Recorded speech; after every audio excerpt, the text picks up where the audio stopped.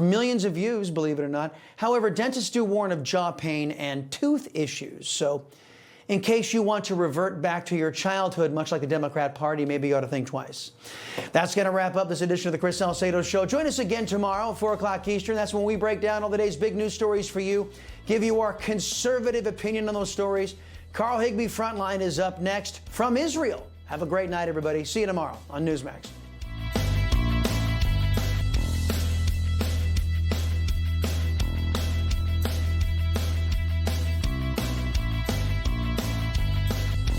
So we heard a lot about Gaza recently. We're going to head down there, check it out. Let's do this.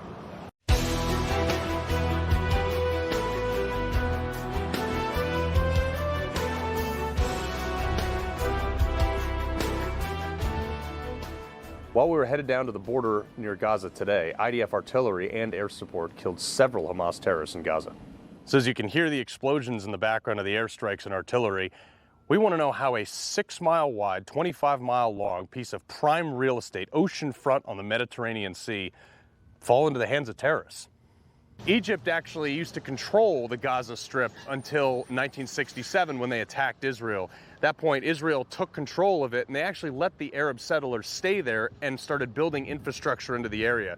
But Egypt didn't want anything to do with it, even when it was a potential to have it back. But in the 80s, groups like the Palestinian Liberation Organization began to rise up. Then in 1993, the Oslo Accords granted limited self-governance for Palestinians, while Israel retained control over the borders, control over the airspace, and security. Keep in mind, we've been saying Israel constructed, maintained, and ran all the infrastructure in the Gaza Strip. The violence escalated, though, in 2005 when Israel actually withdrew their settlements in an attempt to try to make peace with the people in Gaza, or the self-proclaimed Palestinians. Shortly after that, elections were held in Gaza, and Hamas was overwhelmingly elected by the people of Gaza.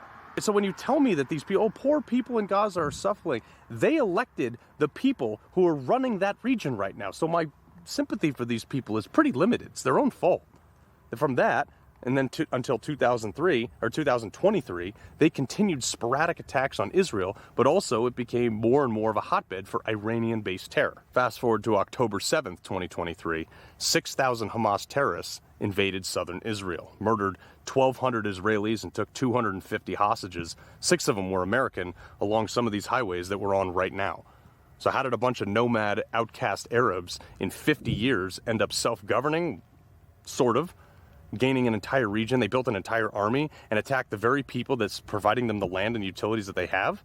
Well, it started because they played victim and they got funding. And as they morphed into the Palestinian Authority, Iran saw a likely ally. They poured weapons, they poured training and resources, and simultaneously, we, the U.S., our taxpayer money was being given to them in Gaza.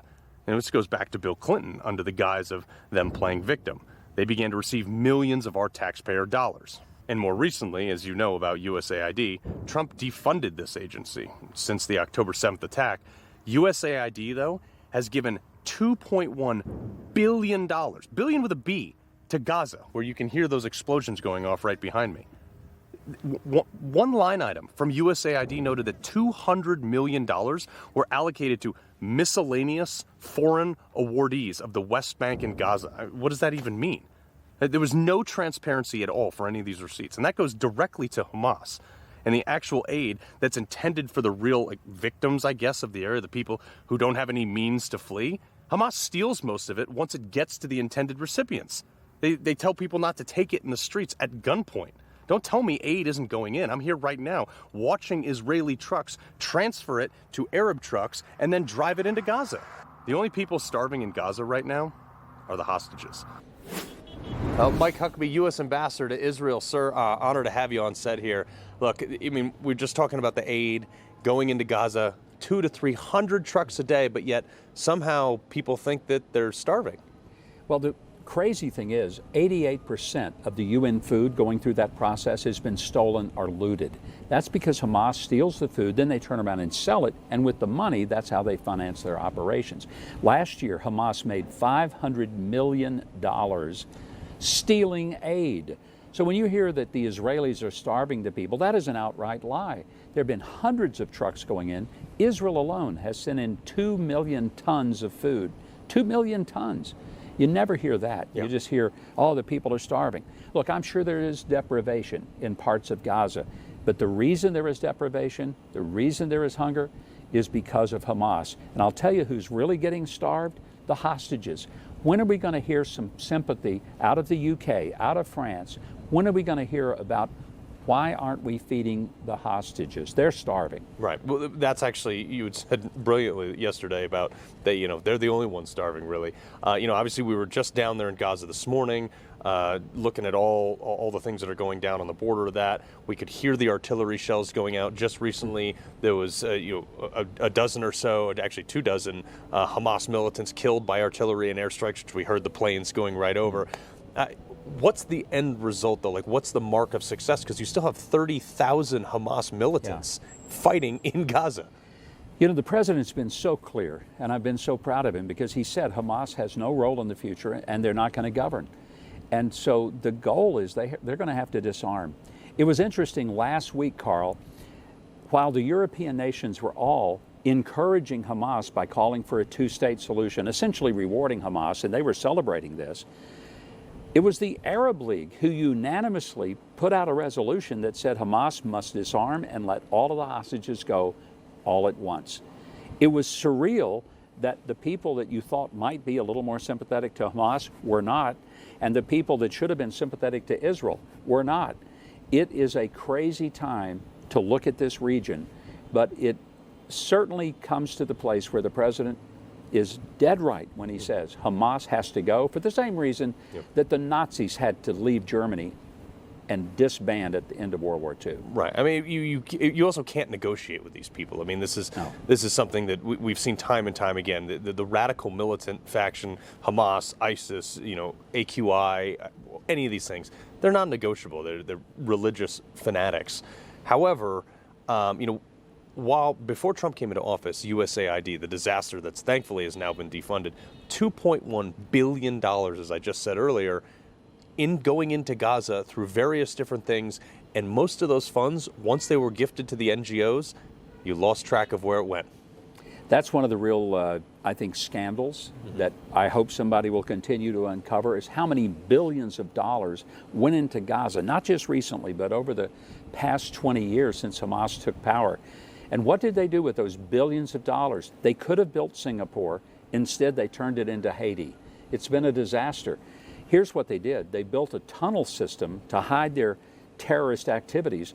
It is a tunnel system 500 miles, bigger than the London Underground. So anyone that's ever been to London and ridden in the Underground, it's bigger than the London Underground, the tunnels under Gaza. Yeah, and it starts under schools, under hospitals.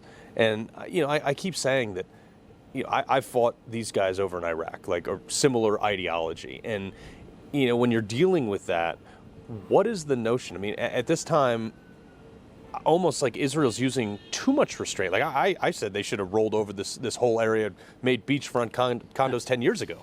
If Israel, which is accused of committing genocide, I've said that if what they're doing is genocide, they're really, really bad at it. Yeah. They could have done genocide on October the 8th of 23. Right. They've got the military power to do it. They have been so careful to try to avoid civilian and collateral damage. But here's what happens. Israel does something that the U.S. doesn't do, and Carl, you've been in combat, you could attest. The U.S. doesn't go in and announce in advance, we're going to hit this target on this date. Israel does. They try to avoid those civilian casualties. So when they make that statement, Hamas gathers up and herds people, the civilians and children, into the very area that has been targeted because they want there to be civilian deaths. They can then claim the Israelis are murdering people. The great tragedy is Hamas started the war, they've continued the war, they won't end the war. Yeah. Israel is in a tough spot, and people ought to recognize that they would love for it to end, but they want it to end with two things: the hostages home and Hamas out of there. The other thing, too, is, look, I don't believe we should be giving foreign aid to literally anybody, allies, foes, especially not foes. And there's a lot of people in America who have said, hey, like, we got to stop funding stuff overseas. They're tired of the 300+ billion into Ukraine. They're tired of the $5 trillion into Iraq and Afghanistan and 20 years of that. And it's kind of tainted the whole thing. We gave Israel, I believe, $3.5 billion almost last year to purchase weapons from us. what do you say to people who are, honestly on the fence like me? It's like, I don't want to fund any wars anywhere.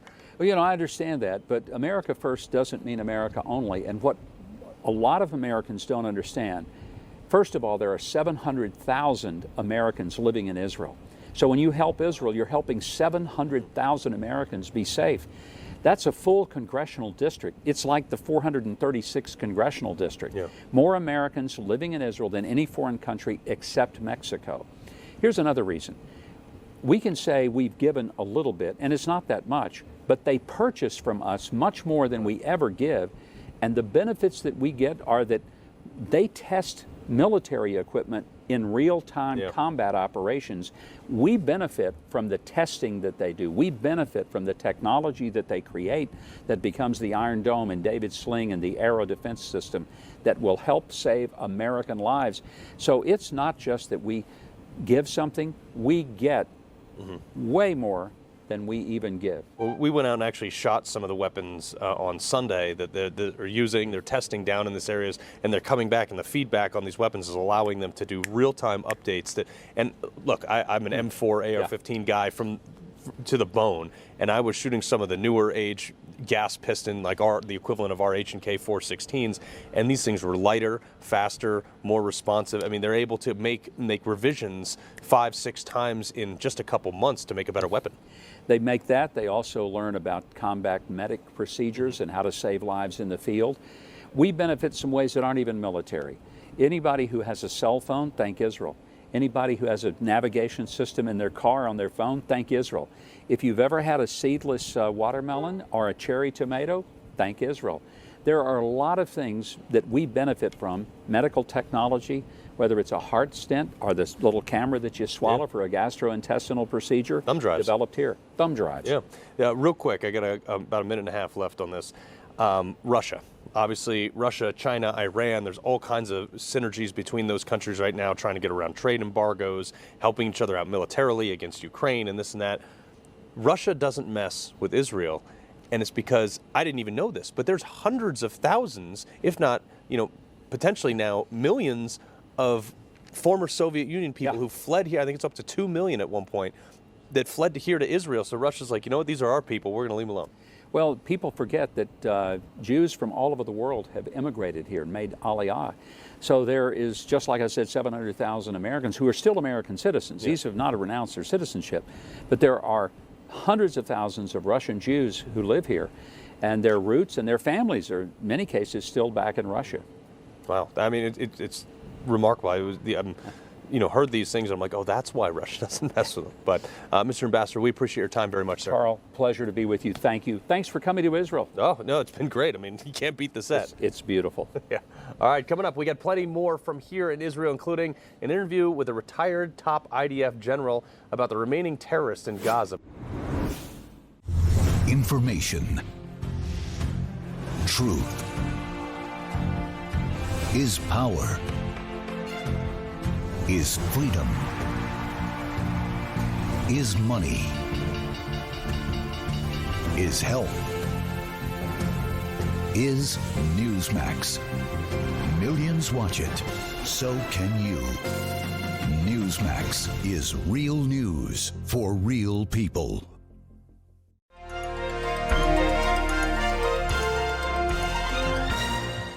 On September 15th, 1950, General of the Army and Commander-in-Chief of the United Nations Forces, Douglas MacArthur, launched a surprise amphibious attack against the Communist North Korean Army at the Bay of Incheon in South Korea. Approximately 3 months earlier, the North invaded South Korea and soon captured its capital, Seoul. MacArthur, against the advice of his military advisors, chose Incheon for his counterattack. The move was risky. Incheon was heavily fortified, and American soldiers would face towering cliffs on its beaches. His maneuver caught the enemy completely by surprise. MacArthur quickly cut the North Korean army in half as their beleaguered army hastily beat a retreat north. For the moment, the government of South Korea had been saved. In an address to a joint session of Congress, General Douglas MacArthur uttered those famous words, "Old soldiers never die, they just fade away," and then added, I now close my military career and just fade away. You're watching An American Moment on Newsmax TV.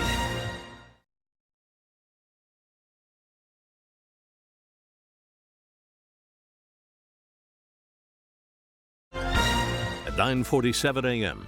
on the 20th of February, 1962, Lieutenant Colonel John Glenn Jr. of New Concord, Ohio, found himself sitting on top of an Atlas 6 rocket filled with 600,000 pounds of fuel. At liftoff, 360,000 pounds of thrust hurled the massive rocket and its occupant into space and America's history books. John Glenn became the fourth human being to enter space and the first American to orbit the Earth. For his remarkable heroism, President Kennedy awarded Colonel Glenn NASA's Distinguished Service Medal. As our knowledge of this universe in which we live increases, may God grant us the wisdom and guidance to use it wisely.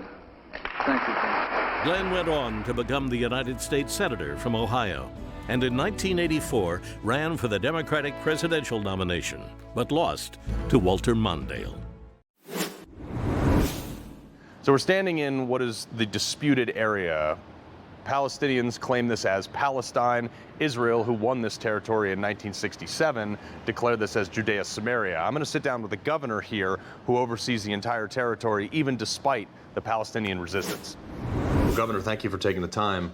You're obviously the head of the Judea Samaria Council, and a lot of controversy recently in the media about Palestine and the West Bank and Judea Samaria, all different names for this similar area. Now, one of the things we're interested in is how has there been such a dispute over who owns, governs, and lives in this area? So first of all, thank you for coming here. One of the most beautiful places over the world. And as you mentioned, it was one of the most sensitive places in the world. And the sensitivity started thousands of years ago. If we read the Bible, read about Abraham and Lot and what's happened here. And what I think, it's not a disputed area because something here. Look, you can see what happened in Syria the last years. No one cared about what happened in Syria before that. 100,000 of people had been murdered. The world was in silence, and in Africa, whatever. Here, it's something very sensitive. I would say it's about religious. What do you think it's going to take to have some symbiosis between you and the self-declared Palestinian areas, which you declare as Judea Samaria? How do you reconcile the two very opposing views to have some sort of ability to live together? So first, we have to make it clear. After October 7th, everyone understands that we will never let a terrorist state in the heart of our state. Mm-hmm. It will risk Tel Aviv, Ben Gurion, Jerusalem. It will never happen. You have to remember, Judea and Samaria is 300 kilometers for all of the state of Israel almost. Mm-hmm. It will never be here a terrorist state. Now, when it's no man's land, no responsibility, so it's bad for everyone here. No one invests, no one develops the area. Mm-hmm. What we push to do is to apply the sovereignty, what you call sovereignty, Israel law, over the areas that are not populated by Arabs, right. So you can manage their life. But when Israel will take the responsibility over the area, it will improve the life here for everyone. Think about that: more roads, more economics, more job places, more electricity, water, whatever. Economics, it will be much better for everyone here. Yeah. So, do you see a military? Is it a military solution, or no? Is it's not a military. It's not a military. It's today, right now. You are talking with me. Mm-hmm. I'm not a military, but Israel, didn't apply its sovereignty, the law over the area. We have to do that, and then when you have the responsibility, you can develop, and we will develop the area. And I'm sure that many Arab countries will join us, with big investments. And we tried the PA for almost 30 years. Mm-hmm. It's brought terror, a lot of blood to this area. We have to change that. Yeah. Even in United States, the PA, they are corrupt. They didn't have an election for 20 years. Mm-hmm. They have an army, and they murder everyone that they think that can, I would say, not think like them. Mm-hmm. We have to change that. We are a democracy. We both, and we have to let only democracies to stay in this area, And we care about the rights to vote, to live a better life here, and we will make it. Obviously, Mike Johnson, the Speaker of the House of our Congress, came down here, historical move. They wanted to discuss a number of things. What was your experience with that? So we met him many times, and last week he arrived here. He was the highest ranking administration that came here to Jan Samarian. For us, is a lot. No man's land, it's the worst solution. What we try to do, and we will make it, we have to apply the Israel law of the area. Israel will take responsibility about the area, and then with the administration that support Israel and make so much for the world, we can build much more industrial zone infrastructure and develop the economic system here. Everyone will enjoy as a fruit of this movement. Governor, thank you very much. Thank you for coming. Well, while Harvard is reportedly nearing a deal with the Trump administration to settle these anti-Semitism lawsuits, there's also a report that Trump may take the patents away from Harvard, which is huge. I mean, that's a huge thing for them. Right? Here, the deal's not about anti-Semitism, though. It's about equal rights because, you know, the next group that people are discriminating against on college campuses might be yours. Malcolm Hoenlein, the CEO emeritus of Conference of Presidents. Sir, this has been an issue since before October 7th, but specifically after October 7th in America. College campuses have been blocking Jewish students from going to class. And, this goes to, if they can do it to them, they can do it to anyone. Exactly. This is not about the Jewish community, except that the attacks are often directed at them and at Israel and at Zionists. But that's a cover. This is anti-American at its core. It is against American values. It's against everything that the country stands for. It is trying to undermine American society, and that's why foreign governments invest and put billions, not millions, billions of dollars into the campuses, paying for these organizations, paying for these encampments. How is it they're able to pop up with identical tents all over? And beyond that, the administrations have turned a blind eye to it. Jewish students have been physically assaulted, beaten, beyond just being barred from classes, but literally put in the hospital, and the universities did nothing. And now I think, and we have to thank the Trump administration for really putting its foot down, and you see the universities all of a sudden now are discovering that there is something they can do about it, and they can take steps to mitigate the insurgence of anti-Semitism. Well, you mentioned not necessarily only being about Jewish students, and to that point, we have seen, and I don't know why previous administrations didn't stop this, but we have seen Hamas having money funded through places like Qatar and a variety of other countries into our universities, and the influence that's coming with that is just these people hate America, and these are students, American students in America, learning to hate the country that is giving them everything they get.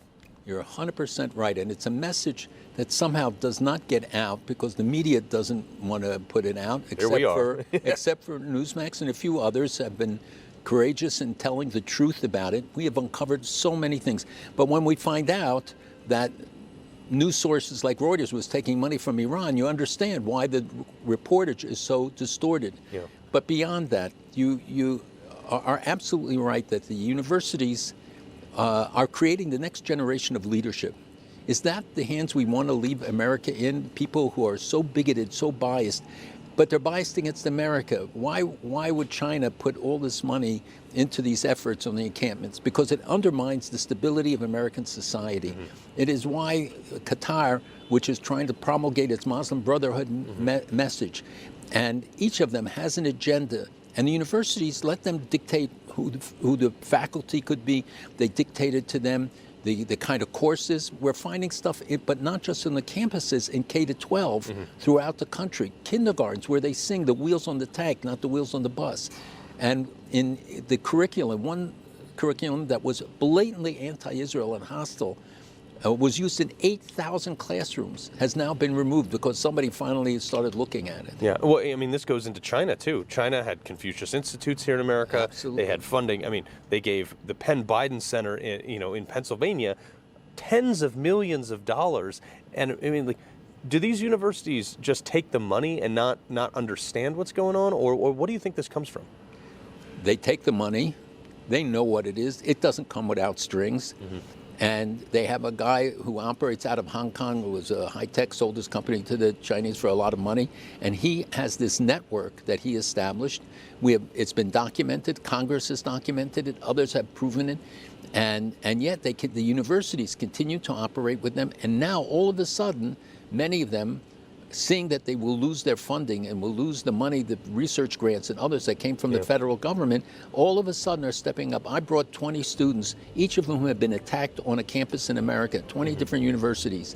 In no instance did the university do anything against the perpetrator.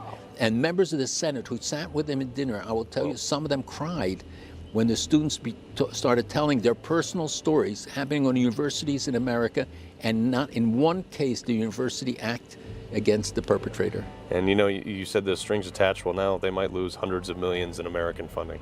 So Malcolm Hoenlein, we appreciate it very much, sir. It's my pleasure. Thank you. Thank you. Coming up, we know how Adam Schiff is a liar, but is he also a leaker? He loves the Constitution. He fights for what's right. He hates the bad guys. He's a freedom warrior. He's your freedom warrior. Watch Carl Higbie every weekday on Newsmax.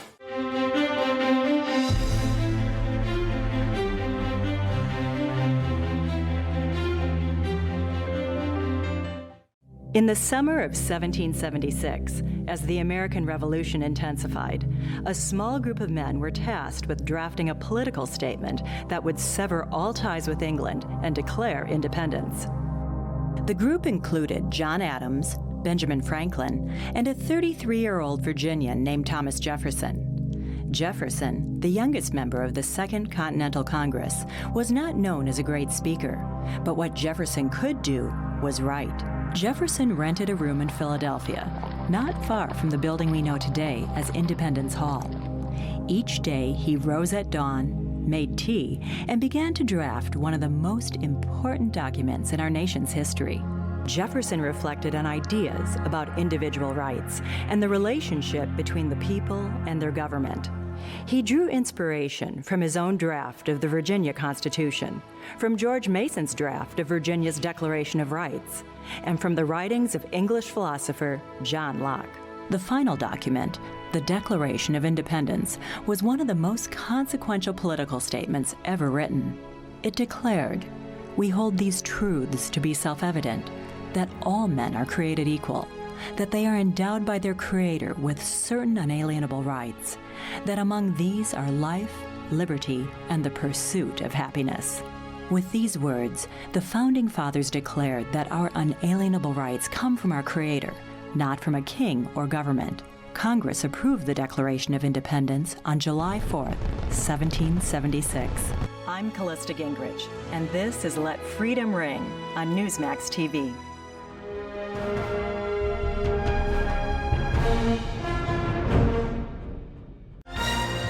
It took 34 years to build, but on August 15th, 1914, the Panama Canal was officially opened for business and was quickly crowned one of the 7 wonders of the modern world.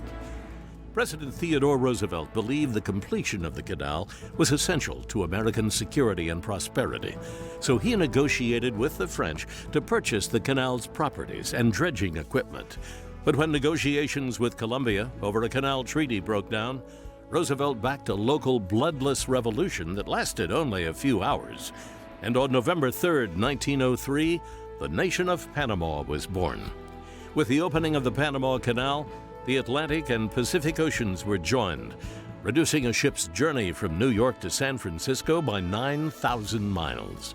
Roosevelt's vision made the canal a reality, and the feat helped make America a world power. You're watching An American Moment. I switched. I switched. I switched. I switched to Newsmax. Newsmax. Newsmax. Have you made the switch? You bet I did. My whole family switched. Millions are switching to Newsmax. You should too. While we literally witnessed war in Gaza today, you want to know somewhere else that's also pretty deadly right now? Washington, D.C. In fact, Washington, D.C. is more deadly now than it was when I was deployed to Baghdad for the American side, at least. I mean, it's crazy. This is why the National Guard troops are mobilizing into D.C. today. Look, what Democrats are outraged over is that anything Trump does, they're just angry about, but especially about this because he's about to make a remarkable difference and prove a point. Muriel Bowser is not short on the resources to fix the problem in D.C. It's just like the unbelievable lack of desire to actually fix it. And the newly appointed D.C. U.S. Attorney Jeanine Pirro pointed this out. I convict someone of shooting another person with an illegal gun on a public bus in the chest, intent to kill. I convict him. And you know what the judge gives him? Probation. Says you should go to college. We need to go after the D.C. Council and their absurd laws. We need to get rid of this concept of, no cash bail. We need to recognize that the people who matter are the law-abiding citizens. They grab them, they arrest them, and then the judges just let them right back on down the street. It's unbelievable. Keep in mind, some of these kids that are like stealing cars and committing serious felonies, they're 14 years old. But what's even more important here is we know police officers have been told to downgrade their arrests from felonies to misdemeanors just to cook the books. You can't run a city like this. This is the kind of stuff that makes people want to stop paying their taxes. And in places like Baltimore, this is actually kind of already happening. Residents there are so angry over this. They have crime and drugs, and the taxes they're paying aren't managing any of this. But in Chicago, they want to raise taxes because they spent so much money on illegal immigrants, many of which make up a lot of the crime in that city, by the way. So when Trump does this in D.C., look, it's going to work. The Democrat base, they're just losing their mind. And all these liberal mayors, they're saying, oh man, this whole thing is going to cause more questions and more angry towards us because Democrats never understand what the heck they're doing. And this federal control, it's happening. And it's starting to become a lot safer. And we're going to see that in mass. It's important to clean up these streets. It's, the crime and the statistics and getting blasted far and wide, that's going to be the other part of this, because when it works, we need to let everybody know and stop letting the mainstream media run the talking points. Betsy Brantner-Smith, spokesman for the National Police Association. All right, Betsy, look, I believe this is going to be a mark. It's going to work. Trump's going to do it. And what is the left going to say? Well, the left's going to continue to protest and act insane. Who'd have thought that we'd see Democrats protesting against cleaning up crime, cleaning up cities and all of that, and yet that's exactly what we're seeing. Carl, what needs to happen in addition to stopping crime from happening and punishing aberrant behavior, which is criminology 101? Hopefully Pam Bondi's people can get into the DC Metro Police Department and do some analysis, really take a look at the crime stats, because it's common knowledge in Washington, D.C. that these crime statistics are cooked. That they're right now they have an internal investigation against one of the high-level commanders who was caught doing this. Hopefully the DOJ can actually talk to the cops, talk to the detectives, and find out what really happens, and then help the DC Police Department take care of it with this team effort that Trump talked about yesterday. Prosecution, judges, all of this, instead of just this revolving door of quote unquote justice in DC. Well, but Betsy, also you've got to take into the fact that Donald Trump called out the fraudulent statistics again in his debate against Joe Biden, and everybody said no, Trump was wrong. The media, the left-wing media, is literally running with the fact that crime was down and all this stuff, and they're running air cover for these people. How are people voting to keep these Democrats in power? Because this is happening everywhere. If you remove the top 20 cities from gun crime in America, we'd be at one of the safest countries in the world. Let's look at my native Chicago. It's insane that they continue to elect these further and further to the left mayors like Brandon Johnson that we have now, Karen Bass in LA. I could go on and on. They are told that this is the only way they can continue their lifestyle. They are told that, the man is keeping you down and you must keep electing Democrats to keep your lifestyle the way it is. It makes no sense. Trump said it during his first administration. Chicago, what do you have to lose? Portland, what do you have to lose? Now he's taking a much stronger stance. DC is really the only police department that he can come in and take over. Yeah. But this is going to be, I think, a blueprint for the rest of the country. And maybe it'll make some of these blue city mayors and police chiefs a little more brave and help them to do something about the crime problem. Look, it'll work, and it's going to call out a lot of positions of Democrats for the last 30 years. Betsy Brantner-Smith, we appreciate it. Thanks for having me. Trump is doing this while he's set to meet with Putin in Alaska at the end of the week. Keep in mind, Trump is like an 80-year-old guy, moving faster than most people my age. All right, Zelensky is, scratching at the door to try to get in on this meeting, but Trump's like, nah, dude, we've spent our time with you. Although, look, he's warning that Putin is definitely not preparing for a ceasefire, so we'll see. Now, a small town in Wyoming is reportedly ready for pretty much a revolution. A California-based company wants to come in and put a small nuclear reactor and a waste depository in a town in Wyoming of less than 3,000 people. Residents have basically told the city council, you better not do this. And some are worried because the residents are coming to the meeting armed. Patrick Dornson, Common Sense Cowboy. Sir, I look at this and I'm like, what did you think was going to happen, California? You're in Wyoming. Yeah, I know, boy. You come to a place where open carry is a way of life, and you're going to run into some issues. Now, also this area where they want to go to, it's a suburb of Casper, so it is growing a lot. And I bet you there's a lot of California transplants there who are not, in favor of radioactive material in their backyard. I'm more concerned, Carl, that they don't want to build a Love's truck stop. That's more important than any dang radiation plant. Yeah, well, they could also just build it in California where their company is based, but they don't want to do that because they want to export their carbon footprint. All right, so a report is also out saying Adam Schiff approved the leaking of classified information, according to a Democrat whistleblower, on anything related to Trump and Russia. Yeah, well, what's happening is the chickens are finally coming home to roost for old Adam Schiff. Now, anybody who's ever had security clearance knows that every 6 months they tell you if you ever leak classified information, you are guilty of a felony and you will be prosecuted. Will he be prosecuted? Absolutely not.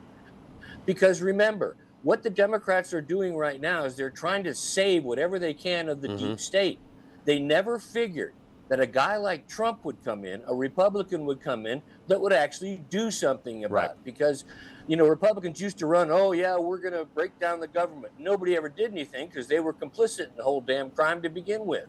So what's happening right now is the deep state is collapsing. And what do we hear from the Democrats? Racism and fascism. It's their playbook. Yeah, no, speaking of playbooks, okay, Pete Buttigieg, the guy who basically played the paternity card and the gay card all the way to transportation secretary, where he didn't actually accomplish anything other than, oversee a supply chain crisis. So anyway, he has right now polling, and I'm quoting here, 0% polling support among black people.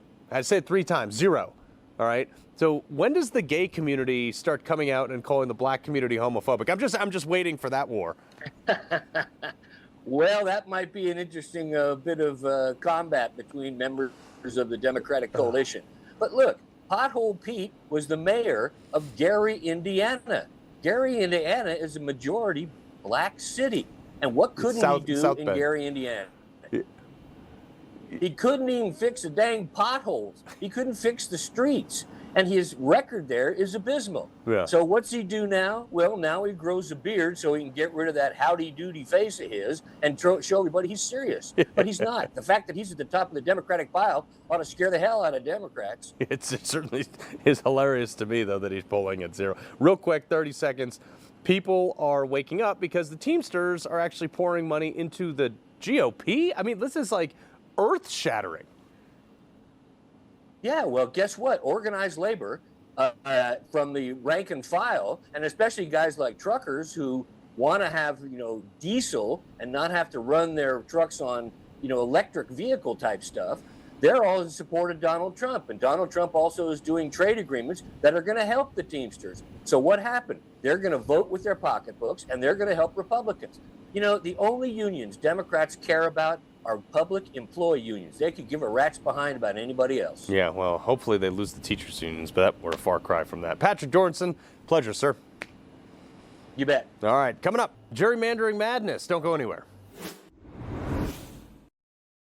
You know, folks, I thank God for my wonderful wife, my kids, my country, the greatest nation ever. And Americans like you who believe in the truth, the Chris Salcedo Show will never stop fighting for you. The Chris Salcedo Show, for the news you need to know.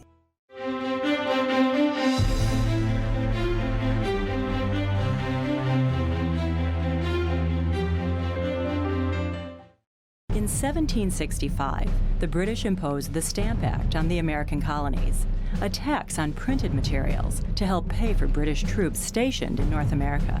The Stamp Act was extremely unpopular with the American colonists. They considered it taxation without representation and protested Parliament and the King. Patrick Henry, a young legislator from Virginia, quickly introduced the Virginia Stamp Act resolutions, possibly the most anti-British political statement ever written. Many felt it bordered on treason. Virginia had not yet decided to mobilize its militia. On March 23, 1775, before the House of Burgesses at St. John's Church in Richmond, Virginia, Patrick Henry urged military action against the advancing British forces. Patrick Henry pressed his case, adding, "Is life so dear, or peace so sweet, as to be purchased at the price of chains and slavery? Forbid it, Almighty God." Patrick Henry's plea became immortal. "I know not what course others may take, but as for me, give me liberty or give me death." The convention sat in silence, in awe of Patrick Henry's words. Later, his speech was credited with persuading the delegates, George Washington and Thomas Jefferson among them, to send troops from Virginia to the Revolutionary War. After the war, Patrick Henry emerged as a leader of the Anti-Federalists, warning against a strong federal government that would crush the rights of states and individuals. I'm Callista Gingrich, and this is Let Freedom Ring on Newsmax TV.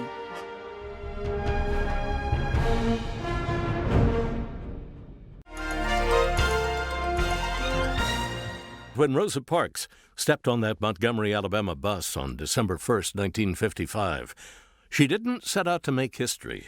She just wanted to get home. Montgomery's segregated buses had divided seating, white passengers in front, colored passengers in the back. When the bus driver needed more seats for his white passengers, he ordered her and 3 others to vacate their seats. The others complied and moved, but Rosa quietly refused and was quickly arrested. Working alongside Dr. Martin Luther King, Rosa's arrest sparked a highly effective citywide protest with African Americans boycotting city buses. Rosa's protest and resulting boycott didn't end segregation, but it sparked a movement that ended the racial system, paving the way for a more equal society. You're watching An American Moment. People think news just happens. It doesn't. It happens because there's someone there to capture the moment, to explain it and share it. That's my job. I go where news breaks and give you the facts. Join me for The Record on Newsmax.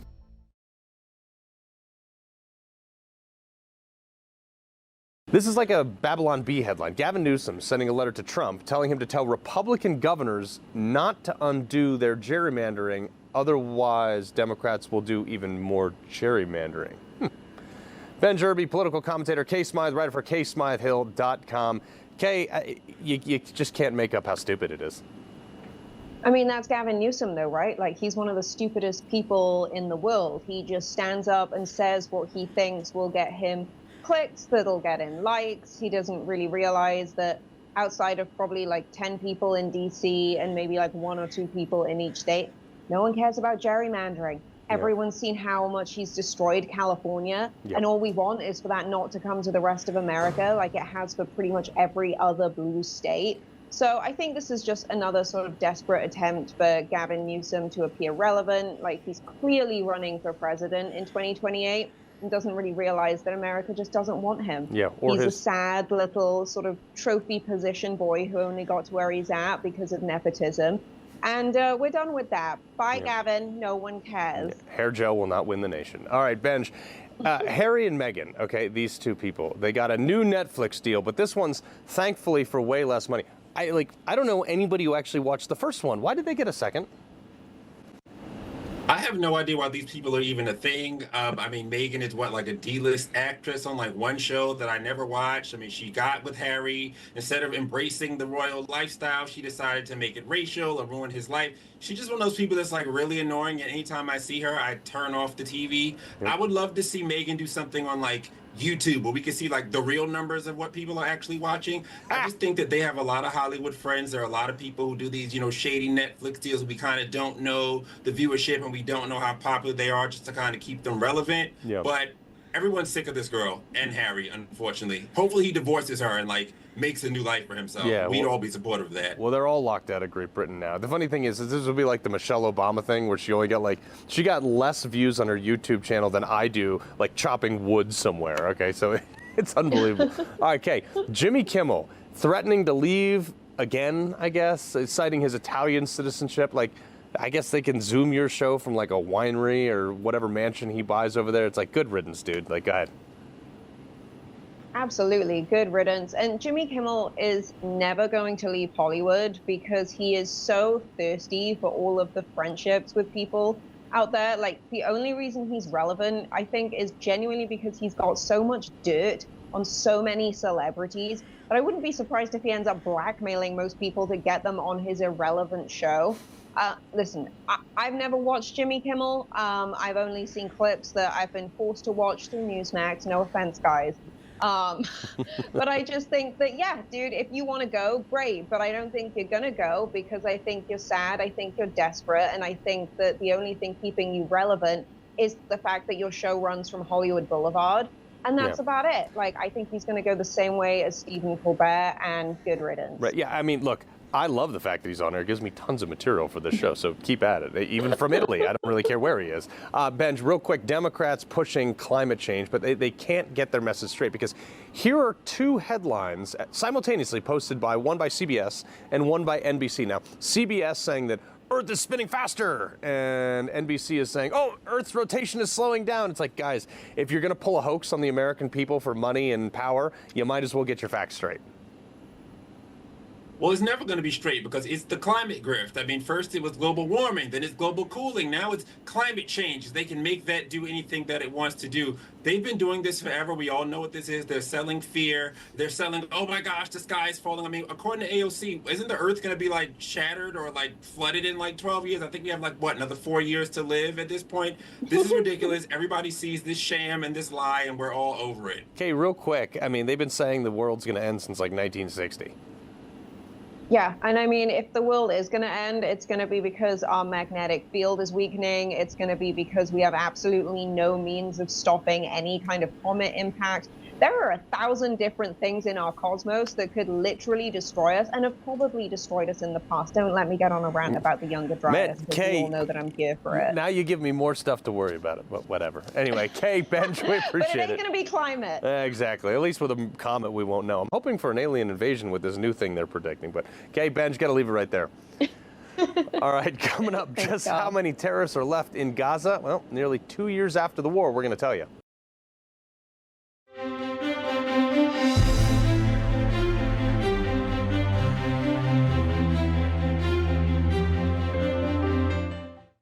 In 1777, while fighting the American Revolution, our founding fathers created the Articles of Confederation, the first set of basic laws to govern the new nation. But the Articles of Confederation soon proved to be unworkable. The national government was weak. There was no presidency, no judiciary, and only one chamber of Congress. In addition, the Articles of Confederation did not clearly define the relationship of the states to the federal government. In 1787, to prepare for a constitutional convention in Philadelphia, a young Virginian named James Madison studied classical governments and philosophers. Madison wanted to create a new republic, one that would endure through the ages. In May of 1787, the United States Constitutional Convention convened in Philadelphia. Madison's outline for a new government was bold. It was based on 3 branches of power: executive, judicial, and legislative, consisting of 2 chambers of Congress, the House and the Senate. Over the next 4 months, the founders debated how to divide power between the federal and state governments. Advocates of a strong federal government became known as Federalists. The federal government would have specific, limited powers, so-called enumerated powers, with all remaining powers reserved for the states and for the people. The first 3 words of the preamble make clear the source of all constitutional power. We the people will govern the nation, not a king and not a dictator. Today, our United States Constitution remains the oldest federal constitution in the world. I'm Callista Gingrich, and this is Let Freedom Ring on Newsmax TV.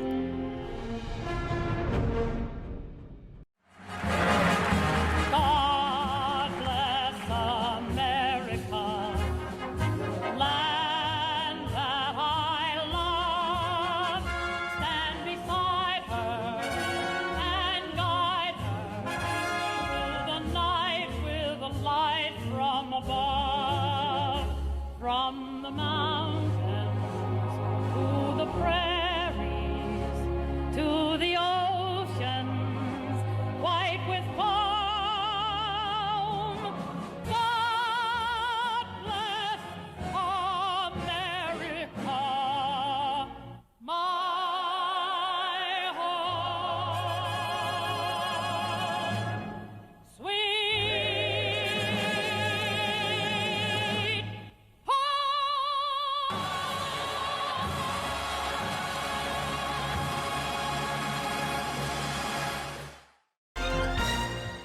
Abraham Lincoln began the war between the states with a single stated purpose: to preserve the Union. So it surprised everyone when in July of 1862, President Lincoln announced his intentions to issue an Emancipation Proclamation to free the Southern slaves. Lincoln was urged to delay his proclamation until the Union Army could boast a battlefield victory. That opportunity came at the Battle of Antietam, when Union forces drove Lee's army out of Maryland. 5 days later, on September 22, 1862, President Lincoln issued the preliminary Emancipation Proclamation, stating slaves in those areas still in rebellion within 100 days will be freed. This action made slavery the focus of the war and ultimately caused France and England to withdraw their support of the South. You're watching An American Moment on Newsmax TV. When I was at the border with Gaza today, we heard artillery and airstrikes. This has been going on for about 2 years, and it got me thinking, how many more bad guys are there? According to the IDF estimates, there's still 30,000 terrorists still in Gaza. They've killed an estimated 45,000. Amir Aviv, chairman of the Israel Defense and Security Forum. Sir, crazy statistics. They're saying 30,000 more radical militants willing to fight to the death are still in Gaza. Yeah, we have to understand that the whole Gazan society has been radicalized. So it's easy for Hamas, to get more and more people to join the fight. They recruit all the time. They now are recruiting 14-year-old kids to fight for them, but their capabilities have been degraded dramatically. Israel is controlling 75% of the Gaza Strip fully, and is getting ready to take over Gaza City, which is the major stronghold that remained of Hamas. So things are moving steadily towards a decisive win. But there's global tension, obviously, that don't want you to do that. Even some Israeli citizens are concerned about the casualty rate that Israel might take. What do you estimate that to be? Well, what's the alternative? I mean, if Hamas stays in power and rebuilds itself again, not with 30,000, with 100,000 terrorists, then we'll go back to the 6th of October. We'll have to fight this war all over again. We're in a defining moment where we can defeat Hamas forever. So we have to move forward, go into the Gaza City and destroy this major stronghold of Hamas, and this will push things towards a win. So, we do that. Then what? Because we've seen, nation building for the U.S. and Iraq didn't work. We've seen, trying to install dictators throughout the Middle East in the same radical ideology doesn't work. What do? Do you force everybody out? Do you, kill everybody? What's the end result there? Well, two things. One is implementing President Trump's plan of voluntary relocation, not forcing people to go, but we have to understand most of the people in Gaza, they don't want to live there. They're being locked by the Egyptians. People want to get out. They cannot get out because the Egyptians are blocking the border. Egypt took 0 refugees because they Right. didn't want those people in their country. Yeah, and it's not that anybody asked them to take them forever. They're not even letting them out of the war zone. But Israel and the U.S. are working very hard to close agreements with countries that will be willing to receive Gaza, and that's one side of the equation. The other thing is really building on local clans, local leadership that will be committed to de-radicalize the society. If you don't change the, state of mind, they will continue all the time moving towards terrorism. And this can be done. It has been done in UAE. It has been done in Saudi Arabia.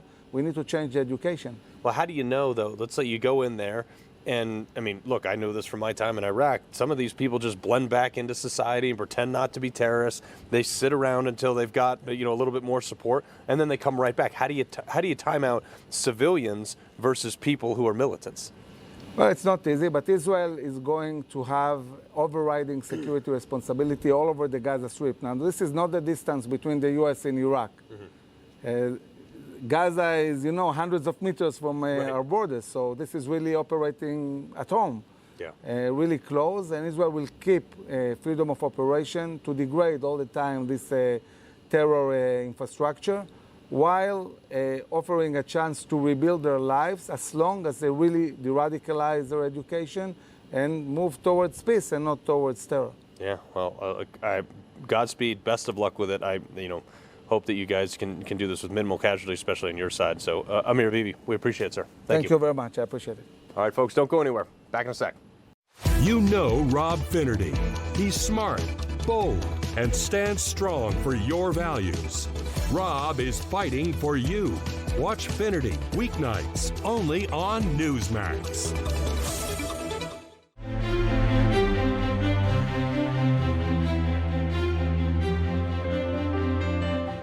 In September of 1796, after serving 2 terms, President George Washington wrote a letter to the American people.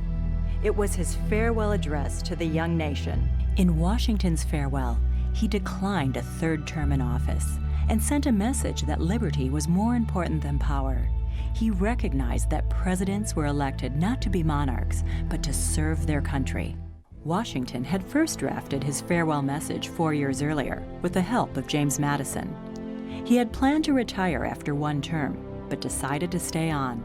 Washington feared that the growing rancor between the newly formed Federalist Party, led by Alexander Hamilton, and the Democratic-Republican Party, led by Thomas Jefferson, would tear the country apart if he did not serve a 2nd term. In Washington's farewell address, he offered advice on the preservation of the Union and renewed his warning about the dangers of factions or political parties that put their own interests ahead of the nation's. Washington also wrote about the importance of religion and morality in a prosperous country. He wrote, "Of all the dispositions and habits that lead to political prosperity, religion and morality are indispensable supports." Washington advocated a balanced federal budget and warned of the dangers of foreign entanglements, especially those in Europe, where the French Revolutionary Wars were raging. After 2 terms as president, Washington returned to his beloved Mount Vernon. Newspapers across the country published his farewell address. Because of its keen political insights, this address is considered one of the most important documents in American history. I'm Callista Gingrich, and this is Let Freedom Ring on Newsmax TV. Information. Truth is freedom. Is Newsmax.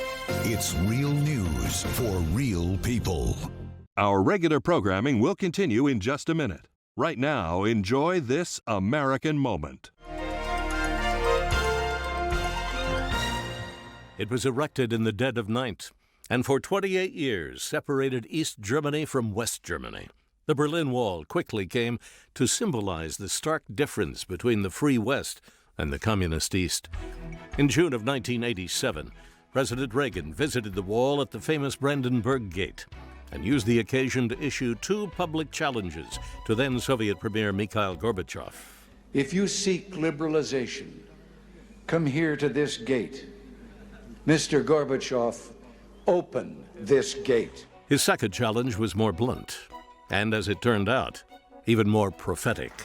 Mr. Gorbachev, tear down this wall. On November 9th, 1989, 2 years, 5 months, and 1 day after President Reagan's famous challenge, that is exactly what happened. Only the Soviets didn't tear down the wall, the people of Berlin did. Once the East German government announced their borders to the west were open, the free people on both sides of the wall worked in unison to chip it away piece by piece until this monument to tyranny was completely destroyed. You're watching An American Moment on Newsmax TV. Well, as an amateur metal fabricator myself, I thought this was actually kind of cool.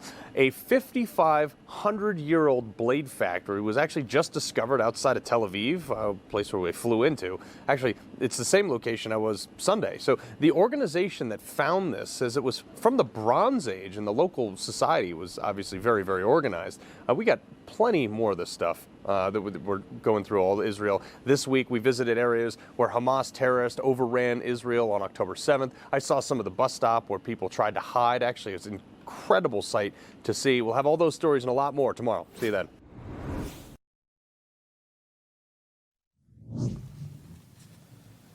Welcome in, everybody. I'm John Bachman in for Greta Van Susteren, and this is The Record. U.S. markets finishing up for the day following the latest CPI report from July. In fact, the S&P and NASDAQ closing at record highs. Today's report, which is a key measure of inflation, came in better than expected. Here's White House Press Secretary Carolyn Leavitt.